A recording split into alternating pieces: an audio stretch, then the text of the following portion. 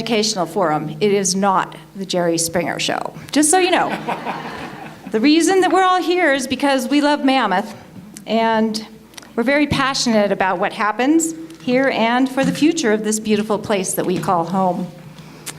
We only have 2 hours to cover a lot of ground, so we will not have any time for any lengthy, passionate speeches, just so you know. We have folks on both sides of the measure to give you some factual information to clear any misconceptions and questions that you may have when you go to vote on October 6th. So we're going to have Matthew Lehman and Ted Carlton. Hopefully Ted's here. They're going to be here to moderate, and they're going to keep the meeting on track. So first on the agenda, we have Sandra Moberly from the town of Mammoth Lakes, and she's going to discuss the quality of life ordinance. Thanks for coming again, and let me know how it went, because I'm leaving. No, just kidding. Sandra, it's all you. Okay, thank you. I wanted to provide the group with a brief summary of the quality of life ordinance that was adopted by Town Council last night. The purpose of this ordinance is to provide operational standards for transient rentals. The Town Council directed staff to prepare this ordinance in response to complaints that we've received regarding transient rentals and their impacts on adjacent properties due to issues with noise, trash, parking, and safety. This ordinance applies to all transient rentals within residential structures like condominiums, townhomes, single-family homes, and a majority of these standards are already required by a variety of different codes like the California Public Health and Safety Code, noise ordinance, solid waste ordinance, etc. But this ordinance consolidates the operational requirements for transient rentals into one ordinance. Sandra, can I interrupt you just for a second? You guys, if you could keep it down a little bit, what she's addressing is an ordinance that's actually going to have an effect on a lot of the questions and the measure that's before us. So a lot of questions you may have later are probably going to be addressed here. So if I could just get you guys to listen up. Thank you. So some new standards that were included for transient rentals were the requirements for interior and exterior signage for transient rentals. We require now an inspection prior to the issuance of a transient occupancy certificate. We have occupancy limitations and increased fines for violations of the requirements. This ordinance doesn't change the way that we deal with quality of life issues that are not associated with transient rentals. We still enforce the noise ordinance, the solid waste ordinance, and other applicable requirements, but this ordinance requires additional operational standards for transient rentals. As part of the process, we did present this draft ordinance, and we took comments from the Planning and Economic Development Commission, the TOT Committee, our Lodging Association, and we also had a workshop with the Town Council and 3 public meetings on the ordinance. The ordinance will go into effect on October 16th, as it was approved last night by the Council. If you would like to review the ordinance, it's on the main page of the town's website. So if you just go straight to the town's website, it's right on the main page there. You can click on it, review a summary of the ordinance, and then the ordinance itself. And my contact information is also right there on the main page of the website, and you can feel free to contact me if you have any questions on it. So that was my summary of it. Okay, thank you, Sandra. We appreciate it. And we appreciate all you folks for coming out tonight. There's a question that we're all trying to answer and try to find an answer to. I think this has been going on for a couple months, even a couple years. To Z or not to Z? That is our question. And there is going to be a general format Ted and I are going to try to follow, but we are going to allow some flexibility in it. We'll be asking questions. Obviously, the panelists, we're going to ask a question of each a proponent and an opponent to the measure. And we're going to ask the panelists to address the moderators versus getting into a conflict with one another. I understand it's a pretty heated item, so we're going to try to set it to around two minutes. We won't be overly strict with it. If somebody has a good point and they're sticking to it, we'll let it go. And we want to get as much information to the audience as possible just through intelligent questions, and we appreciate if we don't get off on any rants or long diatribes of any sort. I know it's easy to do that because people are pretty passionate about it. So Ted and I may have some follow-up questions. And with that, what I'd like to do is just ask each of the panelists. I'll start with Mr. Paul Rutter and work our way over to Sandy and see if they can just give us about a minute and give us a little bit of background about themselves and their involvement in Mammoth. So Paul, I'll go ahead and start with you. Well, thank you, Matt. My name is Paul Rutter. I've been in Mammoth since 1981. I came to the Eastern Sierra from a town called Marysville in the Central Valley after I graduated from law school. I came here to, I came to Bishop in '75 to work for Indian Legal Services, and did for several years. Then went into private practice with a guy named Ed Forstenser, who was my law school roommate. We practiced together for several years until Ed went up on the bench, and I continued to practice until 2007 when I finally retired from that. Along the way, this isn't a life story. This is just like a brief 1-minute introduction. Paul is a mall owner in town. David. There'll be no kibitzing from the moderators, thank you. And you're not as good looking as Megyn Kelly, so just... I understand.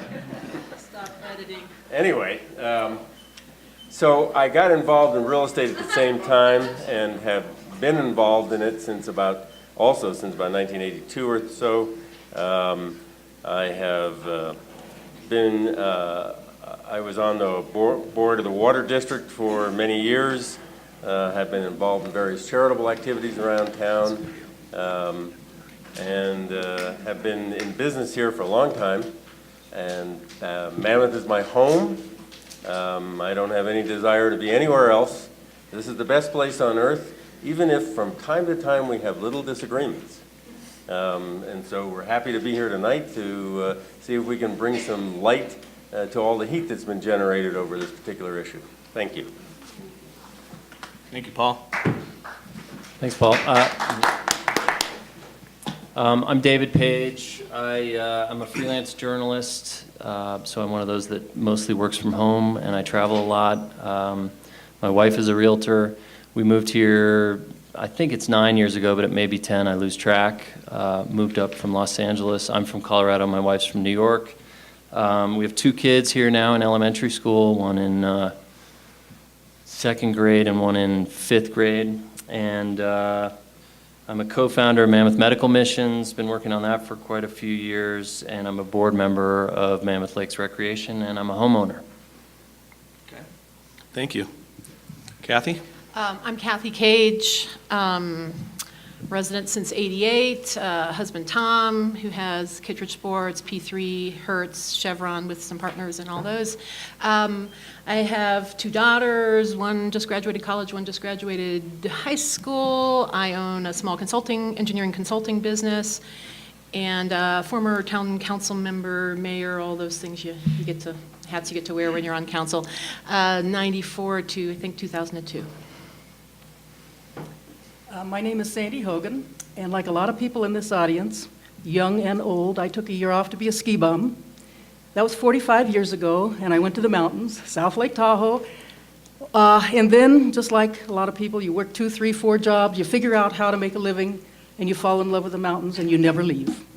And I figure I ended up here in the best place, but along the way, I, believe it or not, was a partner in a bar. I was the only one on the liquor license because women in those days could not tend bar unless they were on it. And I was in real estate for a couple of years as well. For most of the years, well, starting in '70, I was a professional ski patroller at Heavenly Valley. And you always have to try to figure, what to do in the summertime. And along the way, I was lucky enough to get in at the bottom with the Forest Service, fighting fires and law enforcement. And I ended up going back to school to become a forester. I was able to have a career with the Forest Service, which was fabulous. Ended up coming here as the district ranger after being a district ranger elsewhere. And when I retired, rather than going home to Tahoe where my family was, Mammoth was the place. I love the mountain, I love the resort. I've lived in resort communities my whole life, my whole adult life, and love it. And, since then, in retirement, I've been able to serve on a number of boards and commissions, and on the grand jury, and teach ESL, and a bunch of stuff like that. The things that you do in a mountain town and a resort town and you get to know a lot of people, and I'm very proud of this community. I love it. And I think we all do, or we wouldn't be here this long. I didn't realize we were up here. I actually went to the mountains first. Surprise, I thought you guys were all old. Thank you. Thank you. Kathy, first question. The Yes folks present this as a very simple measure. If you could just please explain in your words what Yes on Z does. Okay, it does two things. The first thing is that it affirms the current zoning with respect to nightly rentals in houses.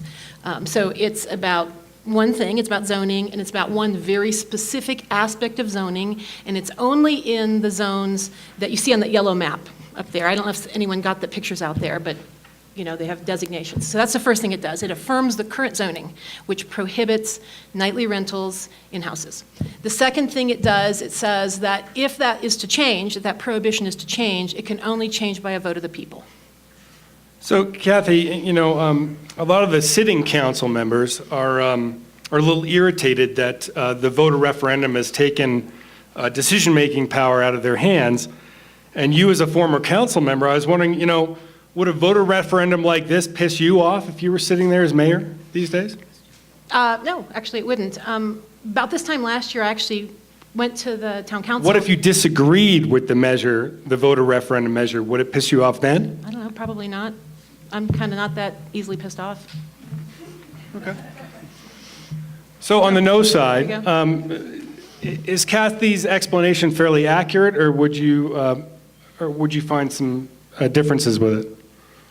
I'm sorry, are you going to direct that to one or the other? I figure one of you will figure it out. We're going to get an opening statement. Okay, well, we're not. Well, basically, what Kathy says, hi, thank you. What Kathy says is exactly what what Measure Z would do. It would basically freeze our present zoning in concrete. And when I say that, what I mean is to change the zoning, first you'd have to have an affirmative vote of the town council, and then it would have to be subjected to a vote of the public, which sounds relatively simple and straightforward. This vote that Measure Z is going to create will cost $50,000. $50,000 is more money than the town has right now. The town is on very difficult economic times. It can't pay $50,000 without taking it from somewhere else. I believe that this summer it was some children's recreation and other things, although I'm not saying that as an absolute fact because I'm 100% sure, but it came from somewhere. Future votes will cost anywhere from $7,000 to $20,000, depending on how soon we want to have them. There's a regular election every couple of years, and if we do it during the regular election, it's a $7,000 deal, apparently, as I understand it. And if it's not during a regular election, it's $20,000. The problem is that if you can't make changes without having a couple of years go by, or you have to pay up to $20,000 to make a change, our town can't afford it. And the result is that the town council will shy away from making any changes, even if they're very, very necessary. So that we'll basically be going back to the future. We'll be stuck. We won't be able to make changes easily, even if conditions warrant it. So that's why I think that Measure Z creates a huge mechanical problem for the town in being able to administer the laws the way they should. We have a representative form of government for a reason. A couple hundred years ago when they formed this country and towns were 20 people, everybody could come and get together and vote. But when towns grew to be slightly larger, like say 100 people, quickly that procedure got out of hand and we changed to a representative form of government. We did so because it was proved beyond a reasonable doubt that having a vote of the public on particular issues just it wasn't functional. You couldn't operate a town that way. To think that we're going back to a form of government that was popular 200 years ago and has proved over this last 200 years not to work it's remarkable. Let's put it that way. Thank you. Sandy, question for you. As I'm looking at this measure, I'm not really quite sure. if we had single-family home rentals that were expanded, it would appear that home values in those areas would rise because people would have the opportunity to rent their homes and create added value. At the same time, the neighborhoods that prevented rentals would seem to go up in value because people would have those sanctuaries where they could buy and know that they weren't going to have rentals next to them. So it seems like a win-win. Why are you so against nightly home rentals? I'm not. We have lots of them here. As a matter of fact, that's what people don't seem to realize. This community is probably so advanced compared to the others in having excellent zoning that provides for the quiet, peaceful enjoyment in the residential, the RR, RSF, and the RMF2. That's where families live and work, and people like me used to work and now live and enjoy it. And we have the resort zone and other zoning that allows for an awful lot of homes. And that, if we want to talk about inventory, I'll follow up on that later with another question. I personally did the inventory, and we will give you a copy of that tonight, so you can take it and go check it if you like, just like I did. But as a matter of fact, we have over 180 legally zoned homes, if you want to call them, everything from cabins all the way up to trophy homes that are legal to rent. Those folks can go get their business permit, and a lot of them Just because those homes are legal to rent, those owners may not want to rent them, correct? It's up to them. We're not saying it's So in available. other words, We're just like, saying they're legal. you're talking they're about an inventory which may or may not be available. I have a follow-up for you. Sure. Which is, a person probably coming up through the ranks, as you did over the years, could never afford to buy your house now, right? Your generation is a stitch in time. I don't think younger people who are coming up through the Forest Service would ever be able to retire the way you've retired. So I guess the question is, do you resent those younger people who may want to be able to rent their homes a couple times a year to be able to come up with the extra money to be able to afford to live here? Not at all. It wasn't easy for me to buy my first or second one, whatever. This one here is not my 1,200 square foot little gambrel, which Matthew has appraised.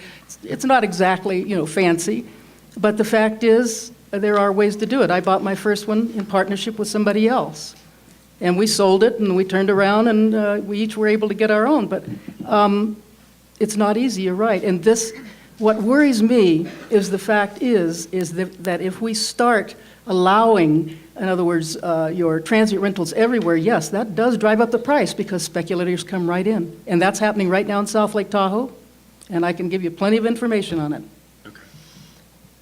Is there any way I could address the issue of inventory, or do we want to wait on that? Fire away. So I'm looking at this Town of Mammoth Lakes fact sheet, single-family transient rentals, which I think you participated in. And there are indeed 180 properties that are zoned legal for nightly rental, of which 103 of them are vacant parcels. There are 43 single-family homes, and of those, there are 9 that are licensed for single-family rentals. Now, compare this to really pretty much any resort that we compete with. Jackson Hole, which has a fairly broad prohibition on single-family rentals, does have 250 units available that are licensed, that are standalone homes. And then you go up from there to, say, Steamboat Springs has 696, which is about 7% of their housing stock. Ours is 0.03% of our housing stock. Breckenridge, at the top of the chart, has 41% of its housing stock available. So when we say that there are 180 homes available to rent, it's not really entirely true, I think. I think what we have is 9 that are available. I think you skipped a few on this sheet. You skipped the cabins that are available year-round. Those are the ski-in, ski-out, and they must be rented by the terms of their permit. There is no residency allowed, so they're available year-round. So add another 55 or 56 to what you're saying.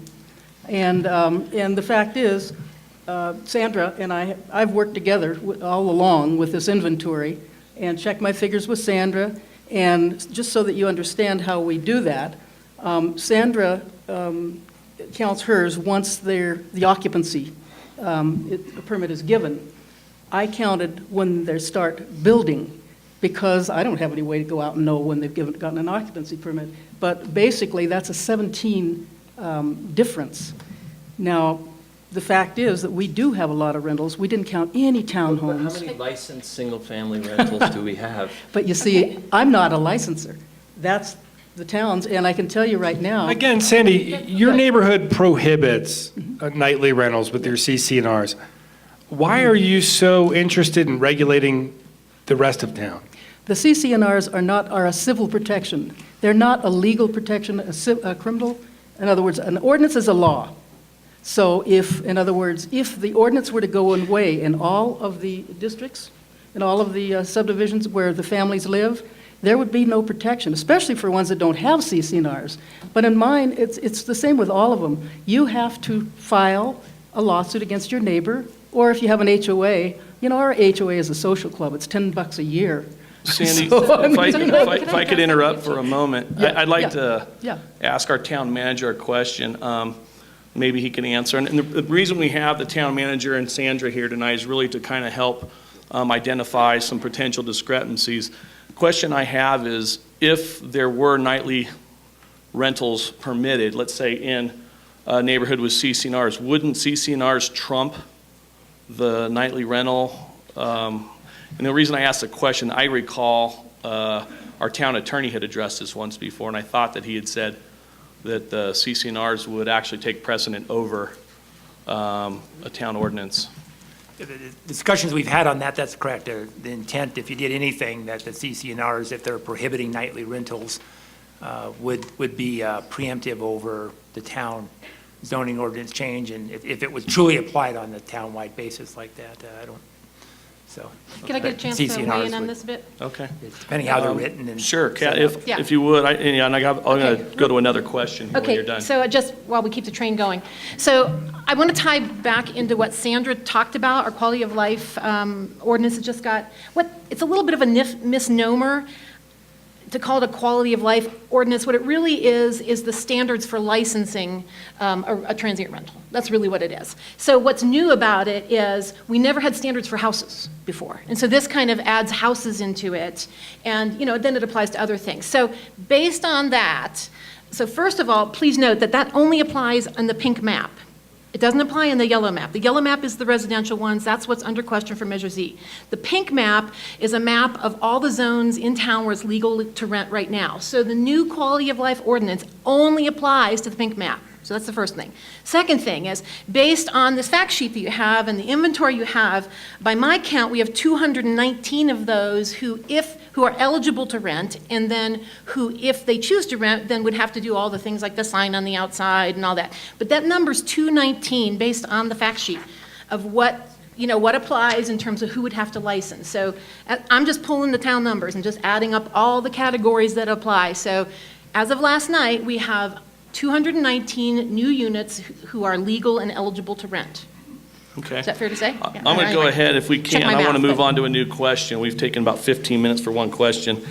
My question is that if Measure Z suggests a lack of town council trust, if we don't trust our town council, which was elected by a vote of the people, why should we trust a vote of the people in this situation? Okay. Could I take that one? Because I'm the one, I would say I'm probably the reason we have this initiative. Sure. I came to Sandy's group, the Mammoth Neighborhoods Group, last fall. After trying to forward a couple of ideas to the council, they didn't bite on. One is, would you do an advisory referendum? No. How about if we do a thing where we check with property owners, have property owners vote? No.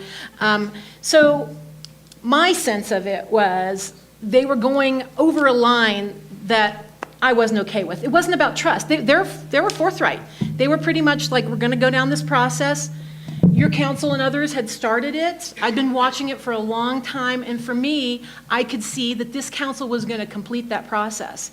And so, for me, I went to the folks that I knew, that shared my view of, I'm not interested in considering something that, changes those zoning limitations on the yellow map. I'm actually not interested in that. But I don't know if I'm in the majority or not. I don't know. I'd love the world to be the world according to Kathy Cage. I think it'd be awesome. So is But there- I know it's not. But so that's why you go out and you gather signatures to see if enough other people agree that it should be on the ballot and when we talk about it like we do now. So so it's not about trust of town council. It's just that I differed with where they were going, and I wanted to see if other people did too. And to me, that's what the signatures and the ballot measure are about. And we'll find out once we vote. I don't know. I think those are great guys. It's a horrible job. Who wants, half the time we have to twist people's arm to do it, and I'm glad they do. But it's about one very specific measure. It's not about like the world according, it's not about like government as we know it. It's not changing that. It's just one narrow area. Well, I have a couple follow-ups, and I'd like to ask you guys the same questions. Thank you, Matt. I'll take that one if I may. Kathy says it's not about the trust of the town council. I'm having trouble with that remark or that view because, in fact, the town council did not cross a line. It didn't do anything. Kathy said she was concerned about where they were going. Well, up to now, up until this quality of life initiative, which I haven't heard any Measure Z people are opposed to, up until then, the council had not done anything, hadn't taken any position. And before the council takes a position, it has public hearings, it gets input from the planning department, it gets input from the planning commission. There's a whole involved process before any town council has a vote and takes a position. What's happened is the council said, we're going to consider this. And the people who sponsored, I guess Kathy, who sponsored Measure Z said, no, you shouldn't do that. You shouldn't consider it. You should just leave everything alone. And then council said, well, that's not the way to have government. That's not what the council is for. And so they continue to consider it. And the result was that now we have Measure Z, which is an effort to undercut the council and take the council completely out of it as far as Measure Z is concerned. I think that's inappropriate. I think that's inappropriate because the way the system is supposed to work, and I'm not opposed to initiatives. I'm not opposed to people having a right to vote. This is America. Everybody should have the right to vote. But the way it was supposed to work is if the council were to do something that a significant portion of the community found unsupportable, then you would move to an initiative to get the vote that Kathy's talking about. In this case, the council hasn't done a thing. But what we're doing right now is spending $50,000 to find out how the public feels before the council's had a crack at it. If we do that on every issue, Mammoth will really be out of business. Well, Paul, I'll move to a related question then. Well, Matt, let me just one more thing. I believe that in truth, what you said was correct. There is a measure of distrust for the council. And I don't think that's unfair. Councils in the past have put us in a $43 million hole. There are good reasons to distrust the council, and I don't blame anybody for feeling that way. The problem is, if we say, well, we distrust the council, and we're not going to let them do things, what we're saying is we're just going to, pour concrete over our governing mechanisms in this town because we're afraid. We're going to govern out of fear. Well, let me cut distrust you off, Paul. Well, distrust is not unreasonable. Paul? To operate out of fear is. Paul? I'd like to tie into this, please, and I'd like to say, okay, so there seems to be a little bit of distrust, at least on this issue. Yet this measure seems like it's going to tie the hands of future councils. So aren't we making a decision now for all the councils moving into the future?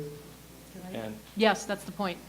It is. It's And the point. no, it seems very transparent that that's the point, and I get it. Yeah. That the idea is to lock zoning exactly as it was written in 1984, and I think there are several problems with that. One is that the world has changed, that other resorts, and if you read, we've got this study of Colorado ski resorts, which is a 52-page document that has a lot of best practices. A lot of other ski resorts across the country and cities have been dealing with this issue for a while, and some of them started 6-10 years ago to come up with ways to mitigate the impacts.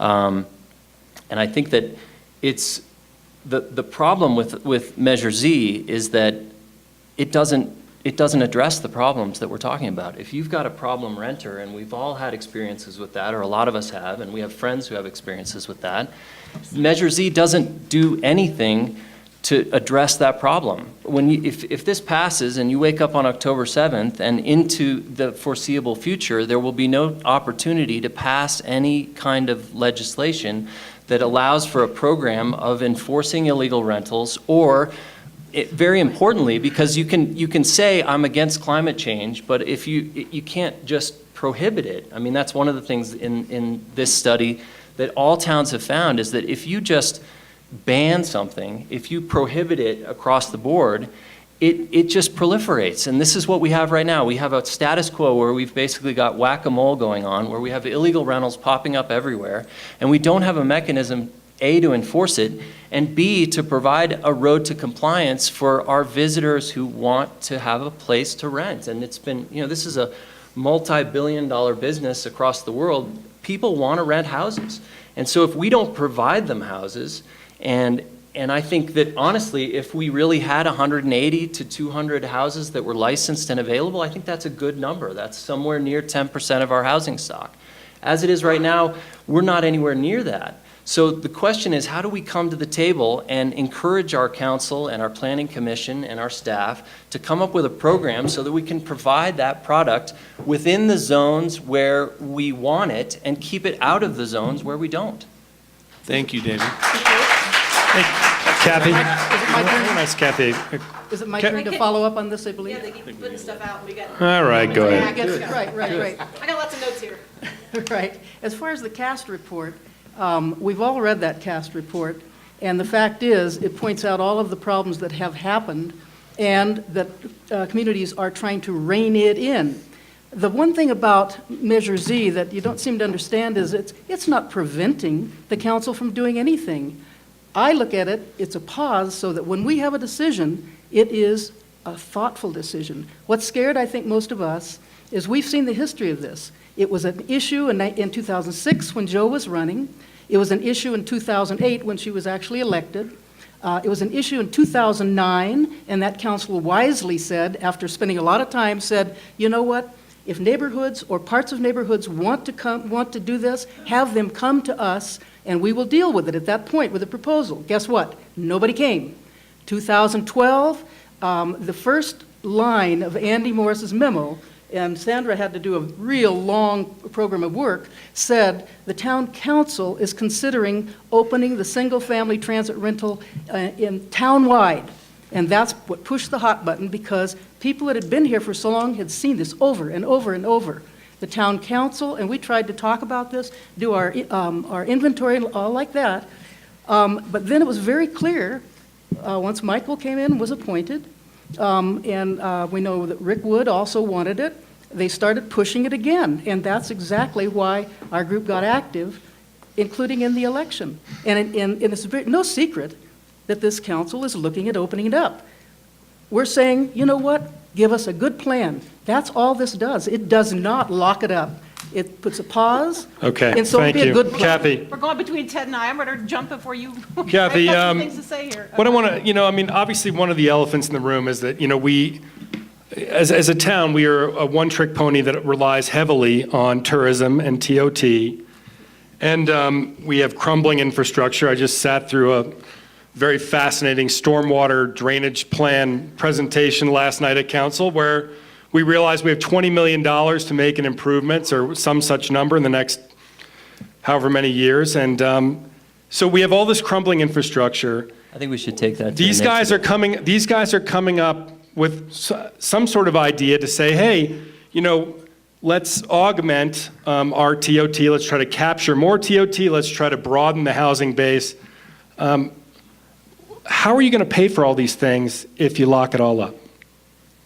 Okay, so I would disagree with your characterization of locking it all up, but Didn't you use that phrase earlier? no, that wasn't me. All right, someone else. Somebody All did right. it. So, okay, so your fundamental question is, how do you think we're going to pay for things? Look, our tax base is what it is.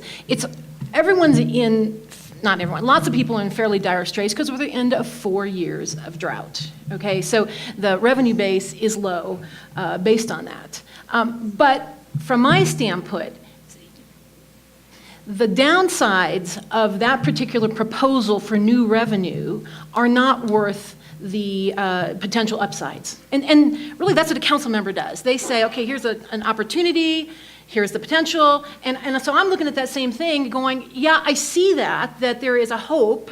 There's no guarantee, there's a hope, but for me, the downsides of that particular proposal are not worth it. It's not worth it. And here's the reason. Back to that economy and back to what we're about, we're tourism based. You know, as I mentioned earlier, my husband and I were small business people. He needs to have staff that he can deploy at a reasonable rate. If we do this kind of thing with opening up all these residential neighborhoods to any, and now look, I'll say all these neighborhoods, but even on a limited basis, you know, if you start to really degrade your residential neighborhoods, the pattern is clear. It's well documented, not just in the CAST report, but the 2011 National Realtors report. This thing is well documented that you lose residential housing of all kinds. It's just a market thing, you know. If you have less houses to rent on a 30-day basis, you shrink your supply and your prices go up. It's well documented. This isn't theoretical anymore. And so for me, I get that we have these problems with the finances, but this particular proposal is unacceptable. And so anyway, but can I have a chance, since I have the mic and I haven't had it for a while, to address a couple other things people said that didn't get to... Paul was going to say something, so you can come back to it. Okay, so next time I'm going to jump in then when I have some stuff to say. All right, Great. go ahead. What I want to say, Ted, is this. There have been some ideas that have just been put out there by both Sandy and Kathy that I think just are simply not in touch with reality. The first one is the town council, and Sandy was referring to previous town councils, and now she's referring to this town council. The town council is going to open it up to nightly rentals. All neighborhoods, any available houses, they'll be open to nightly rentals. That simply is not on the table and isn't true. The council has talked about having nightly rentals not in neighborhoods where there are CC&Rs. Kathy's neighborhood and Sandy's neighborhood have CC&Rs, so they would get no nightly rentals under any scenario. There are neighborhoods in town that don't have CC&Rs that might be eligible for it, but the town council has said very clearly, we're talking about pilot programs where we have a few nightly rentals and we see how it works. We see what the problems are. All of this business about well-documented reducing the housing stock doesn't apply when you only have very few homes involved. It's all about numbers. If it's true that the council was going to open things up and allow any homes in Mammoth that wanted to rent, that would be a real disaster, and I'd be in favor of Measure Z. But we haven't gone there one bit. We've had rumor, we've had innuendo, the council is going to do this, the council is going to do that. So Paul, question. On the no side, how come if the council might be interested in introducing a pilot program, for example, how come that hasn't been rolled out by now for the voters to take a look at and say, like, hey, you know, if I vote no, this is what I'm going to get? How come it's been so vague? Okay, that's a fair question, Ted. In point of fact, previous town councils, the same town councils that brought us the $43 million deficit that we have now, talked about this and then kicked the can down the road. They never actually did anything. This present town council has started on a program of dealing with this issue. They may not have dealt with it as fast enough for the Measure Z people or some other people in town, I don't know, but they've started to move on the thing. They recognize it's a very difficult issue. They weren't going to pass something overnight, but they were working at passing an ordinance, a procedure that would be proper for Mammoth. It would be small to begin with. They'd see all the problems you're talking about, and they'd work it out so it made sense with input from people who are against nightly rentals, people who are for it. But the bottom line is, not a single council person has said, I want nightly rentals in the knolls. I want nightly rentals in the trails. That has never happened, and it's not gonna. So Okay, Ted, back to Kathy, go. My question to Paul is, I get what you're saying. I understand it's an idea in progress. They don't have a specific plan. Why are they afraid to put that to a vote of the people? Why? I don't know why. If it's such a great program, why wouldn't we support it? And if we don't, wouldn't they learn something about what's not good about that program? That's all we're saying. There's no prohibition from the council proposing the exact kind of program that you're like characterizing there. We don't have it yet. They haven't done it yet. But getting back to your other issue, like why didn't we wait to see what they had and then react? Because the time frames are bad. We'd only have 30 days to react. We looked into this a lot, and we just couldn't visualize ourselves putting together a response within 30 days. And so this way, what happens is the council has to ask us, the citizens, the community, instead of us asking them, scratching at the screen, hey, listen to me. So those of us who have been in the process, so when David talks about coming to the table and being there, oh, for God's sake, that's outrageous. Who has been at the table? I can go to the minutes. I don't see your names at those meetings. All our names are at the meetings. Actually, We've been at the table. Well, I'm sorry, that's an exaggeration. I'm sorry. David? Because I haven't looked at all of them. Let so I'm sure David you have. respond. I Let know, David but- respond. Go ahead. So, No, actually, and I think back to your question about why we don't have a program already. 3 years ago, the council put it on the agenda and started to entertain the idea of having a discussion. And I was asked to join a table of people who were all lodging association representatives and on an enforcement committee that was volunteer. And I thank them for starting that effort. But at the same time, we've needed to transition to where we have professional, paid, neutral staff doing our enforcement. And that's, I think, a great step. But sitting at that table, I was the only voice for, hey, can we look at this and look at our zoning, and is it really the best zoning possible? And I was basically thrown out of the room. I mean, there was an atmosphere of, if anybody even mentions the notion of single-family rentals, then you are a bad guy and you're against this town. And I think that's what cowed previous councils and this council too. Every time they've tried to talk about it, there's been a litany of, you guys are trying to ruin our town. And I don't think anybody really wants to do that. And I think one of the things that hasn't had a chance to come up is that if we all know this town, and the fact is we do have great residential neighborhoods like the Trails, like the Knolls, like Old Mammoth. The ghetto is a great, vibrant place where people live, the so-called ghetto. There are neighborhoods like where I live, where there are 5 of us who are local, and there are 30 houses around us that are vacant 80% of the year. There's a condo development 5 houses down from me that has 25 or 30 units. There's one up the street from me that has 54 units. The house across from me is owned by 3 different families. I have no idea who's over there at any given time. There are 2 houses down the street across from this condo development that are probably illegal rentals. The cars come and go, who knows? The house behind us is leased on an annual basis to the Santa Barbara Ski Club. So every weekend it's somebody completely different. So I'm completely impacted by living in a resort community, and that's what I chose. I wanted to live in a resort community. And I feel personally, and I can't speak for the council, but I feel that in my neighborhood alone, and when I look at this zoning map, like if you look up Lakeview, on one side, it's transient rentals. On the other side of the street, it's residential homes. And my feeling is that in those areas that are already impacted by what a resort community is, we should be able to engage the idea of having a small pilot program that says, hey, let's offer this product that our community wants. Let's channel this activity that's happening all over town into a place where it's appropriate, so that we can then turn and control it in the places where it's not appropriate. okay, that segues. Okay, can we move on to a new question here, if we may? There have been arguments made that this initiative has come about into existence through promotion of fear, even misleading information. Can you offer some thoughts on the following bullet points that are outlined on the Vote Yes postcard? 1, a yes vote promotes my right to vote, protects my right to vote. Does it?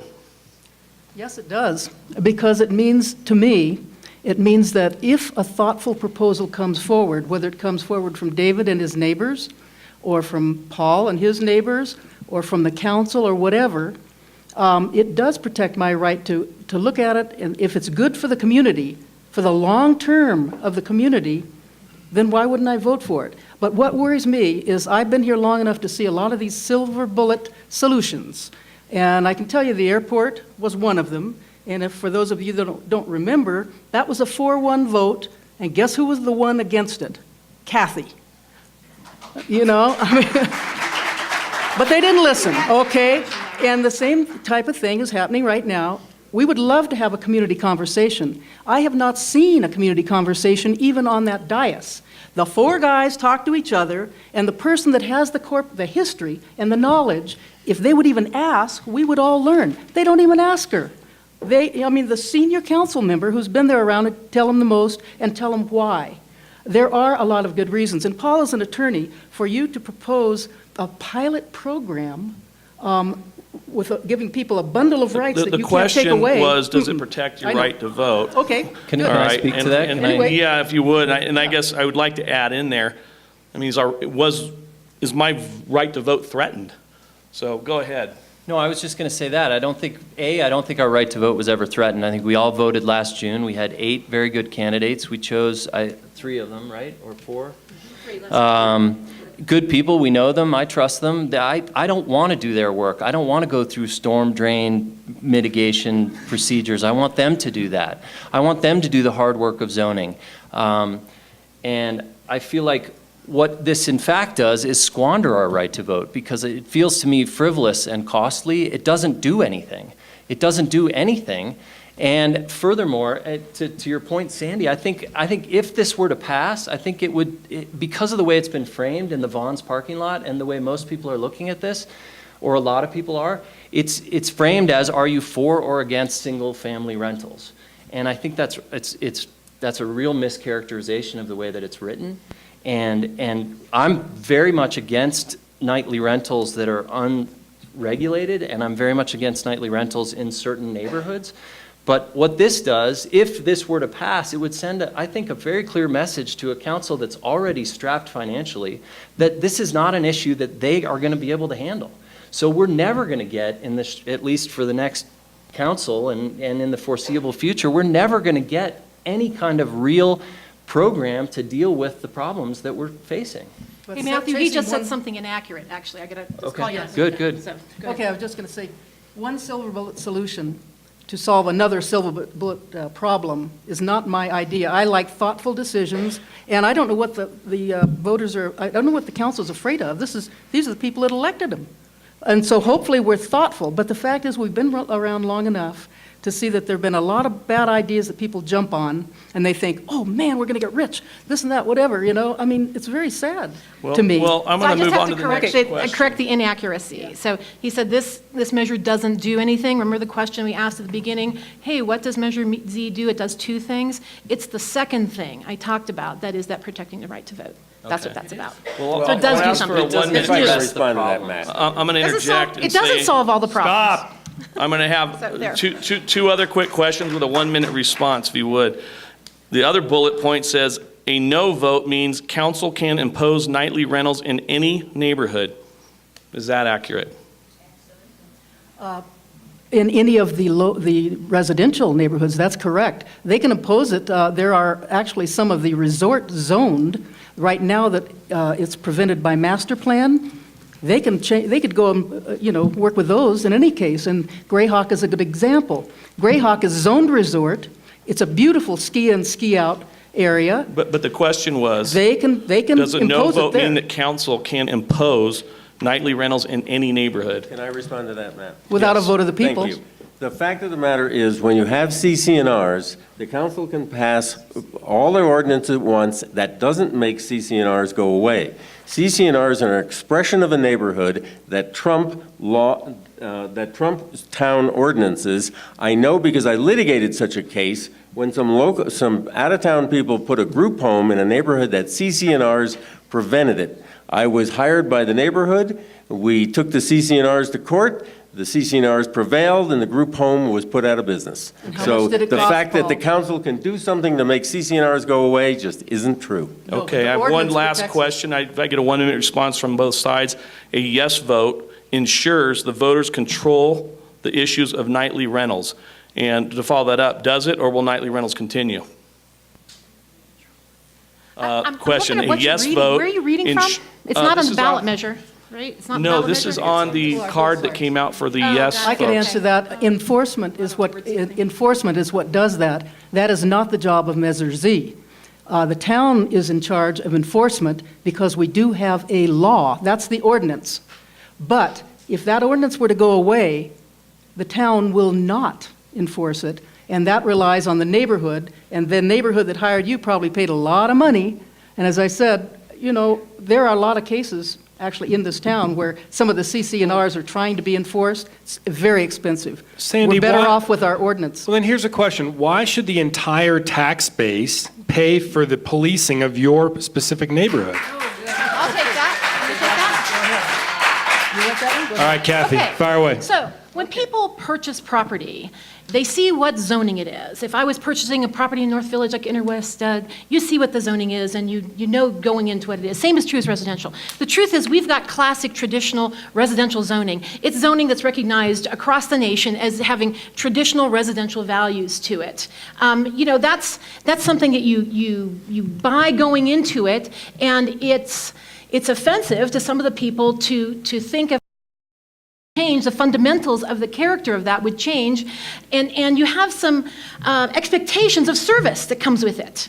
Like, you know, I have the expectation that I'm going to get my roads plowed. That's part of the service expectation you get for owning property and living in a location and whatever. Another expectation of service is that the town will enforce zoning. You know, if I've got somebody who's like raising chickens next to me, it's not in the zoning, I shouldn't have to go out and take them to court. I should be able to call the town and say, it's in violation of zoning. My wife would not like you as a neighbor. I know, that's why you guys are a bishop now. You can do whatever you want. Yes, I asked one side, so I'll let the other side answer the question as well.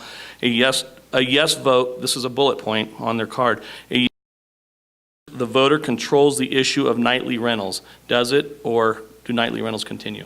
Well, with regards to this particular measure, it doesn't help and it doesn't give the voters control for this reason. What it is prohibition. It would prohibit any change or allowing nightly rentals as administered by the town council. What that means is, when you have a situation where you prohibit something as a blanket, you don't get less of it, you get more of it. In fact, there's such a strong demand for these nightly rental houses. If the town were to say, okay, we're going to go ahead and enforce the codes the way Kathy would like, we're going to put those people out of business. Given the demand for these houses, every time you do that, you put one guy out of business. The demand causes a couple other people to go into the business because the demand doesn't go away even though you put one guy out of business. In point of fact, when you have prohibition, you end up with more of something that you don't like than as opposed to less of it. Marijuana is a good example. We went through 40 or 50 years in this country, spending billions of dollars trying to stamp it out. What we got was more of it. Now in Mammoth Lakes, we have a well-regulated program. We've gotten rid of people growing the stuff illegally, selling it illegally. When you have people doing things that are illegal, they don't care. They violate codes and laws with impunity. They sell marijuana to kids. Now that it's regulated carefully and you have adults in the business, they don't sell to kids. We know what's going on. The police department, I saw our police chief in the back, he can tell you exactly how well it's regulated. So can Ingrid, the sheriff. So kids aren't getting stoned anymore? Huh? Don't kids smoke dope anymore? None that I know. Oh, okay. Okay. The point being that an intelligent program of regulation can deal with the problems that concern Kathy and Sandy. No one on the No Committee is advocating opening up the town to a horde of nightly rentals or allowing them in neighborhoods with CC&Rs. What we're saying is, let's take this demand and channel it into something that we control, instead of having a whole bunch of illegal rentals that we can't control. Paul, I see why you were such an effective lawyer, because you could definitely charge. Matthew, go ahead. I'm going to turn it over to you for the next Could question. I respond Oh, to no his? kidding, really? Okay, so Sandy, here's a brief question. What is more horrible? A horrible weekend rental next to your house, or a horrible winter-long rental next to your house?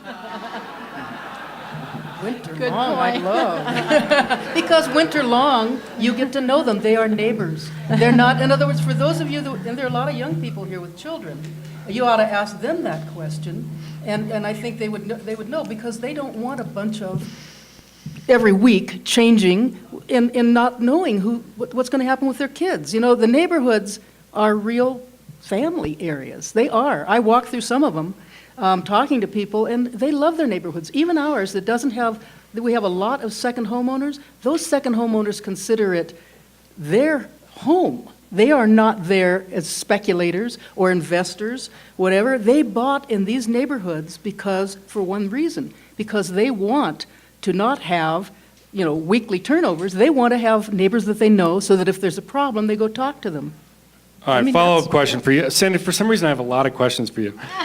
So at the council meeting last night, we had the little battle over enforcement. And so town council basically told you that they've doubled the staffing in their enforcement division.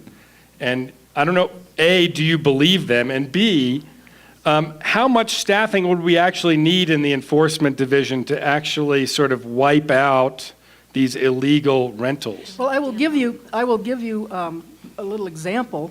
Several years ago, when this was a town council priority, and Matthew, you were on that town council, you set that priority. The priority was TOT, enforcement and education, and that was a priority. And we only had a couple of people, and it was in tough straits in those days too, because we had turnovers, and sometimes they were working the front desk, but they brought in more than their salaries, I can tell you that. They brought in over $500,000, I think, in actually a little over a year. Now, okay, what has happened, and I do want to apologize, first of all. I apologized to Shields earlier. I got a little testy last night, and I don't usually. So I want to make a public apology to the council because I was not as respectful as I should have been. But the fact is, yes, we do have. But if you look at what happens in this last year or so, last August, they wouldn't consider that a priority. Okay, and what their priority was, and here are the words, tackle the single-family transient resident decision on a town-wide basis. That's what tells us. Yes, but they did hire staff. We had turnover. They've been training them.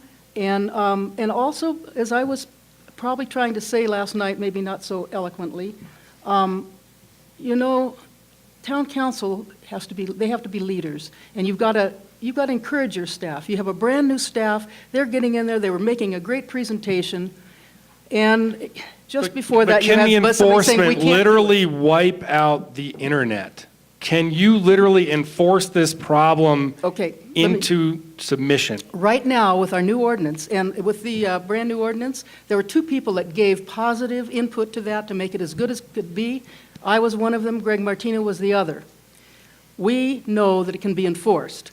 One thing that's going to happen within the next month, I think on October the 16th, is that every rental is going to, and that's on the web as well, going to have their business license number and their TOT certificate.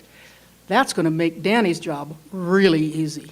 That'll make my job really easy. I went through about 750 of them in a half an hour and could pick out the illegal houses very simply. Boy, this is going to, so it's a good ordinance in that sense. Yes, enforcement can be done, and I can tell you there's a lot of legal money sitting there. When I went through that list of 750, there were a lot of condos, and if you know that, what happens, a condo owner blocks it out and then rinse it under the table.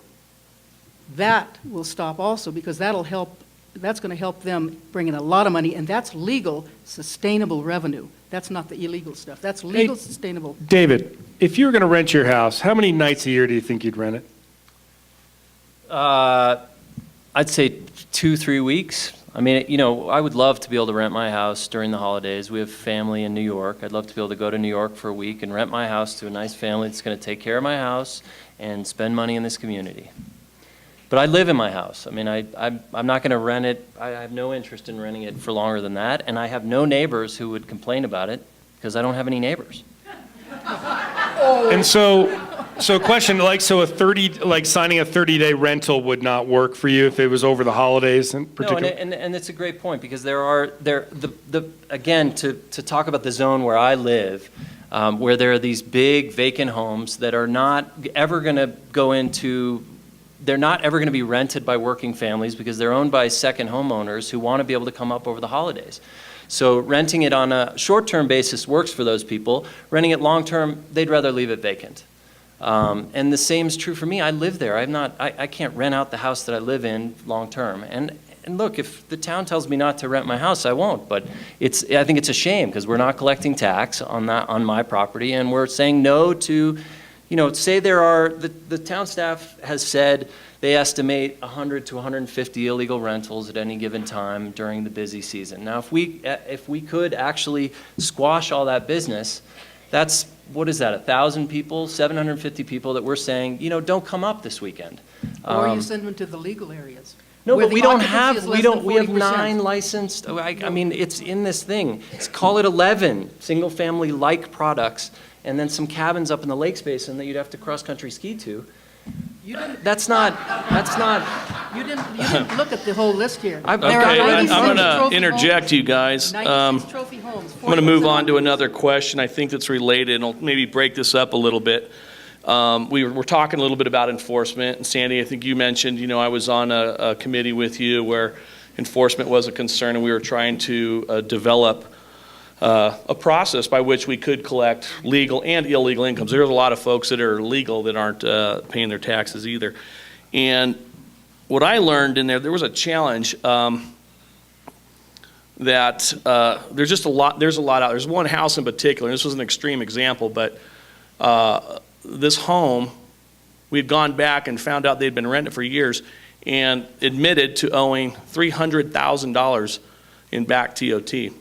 And I wanted to turn to our town manager and ask a couple of enforcement questions, because I think there's a perception out there that that the town isn't doing anything. And Dan, can you give us maybe a couple of minutes on what is being done and, specifically, any restrictions the town has, as well as how to collect tax and whatnot? Yes, as mentioned, it was a priority of the town council. They gave us that direction quite clearly to get staffed up and get people trained, et cetera. So I think this is the first time that we've actually had 4 full-time people committed to enforcement, a supervisor and 3 revenue specialists. And they do deal with business license, which that's where a lot of this starts, and we also enforce T-bid along with TOT, depending on where those issues are. So they're doing that. Anything we do follows the current ordinance. So it's a 60, 90-day process as we go through, and there's a assessment process, and then ultimately it can be appealed up to the town council and court after that if need be. So there's a whole process we follow through. It's not a matter of, and challenge comes in at sometimes, it's, well, come arrest these people who are illegally renting. Well, the problem there is the homeowner doing it, not the people in the home. So you're balancing that act as well. So you go after the homeowner versus the people who are in the home.